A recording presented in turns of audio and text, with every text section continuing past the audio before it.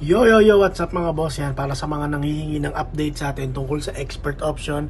At ito na yung video yung hinihintay nyo at ipapakita ko sa inyo ngayon yung bagong ginagamit ko na strategy. Pasensya na kayo, medyo maingay pa rin sa kabila.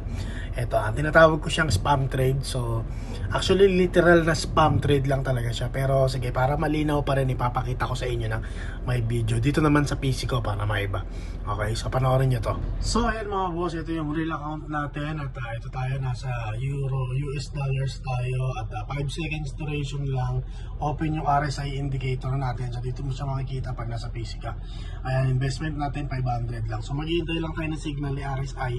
Actually meron na siyang signal ito, so maganda daw niyan is mag sell na tayo. Yun yung binibigay niya sa atin signal. So gagawin lang natin literal na spam trade. Yan, nag trade tayo ng 5 times sa area na yun kung saan niya binigay. At yan, tingnan natin kung magpa-profit. Ayan mga boss, ito yung resulta ng trade natin. So nakita nyo, ginawa ko lang spam trade lang talaga. So ayan mga boss, kaya join na rin kayo sa Telegram channel natin para sa mga gusto mag-start. Meron naman demo balance, pwede ka mag-practice. Hindi mo kailangan mag-deposit agad. Mag-practice ka muna bago ka mag-deposit. Pwede, libre yun, kahit maubos mo yun, walang problema kasi demo balance lang yun.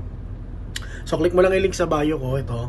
Pag click mo niya, mapupunta ka sa Telegram natin. Marami tayong mga tinaturo na indicator dyan. Alligator, moving average, yung martingale. Tapos ngayon ito yung spam trade naman yung pinapractice natin.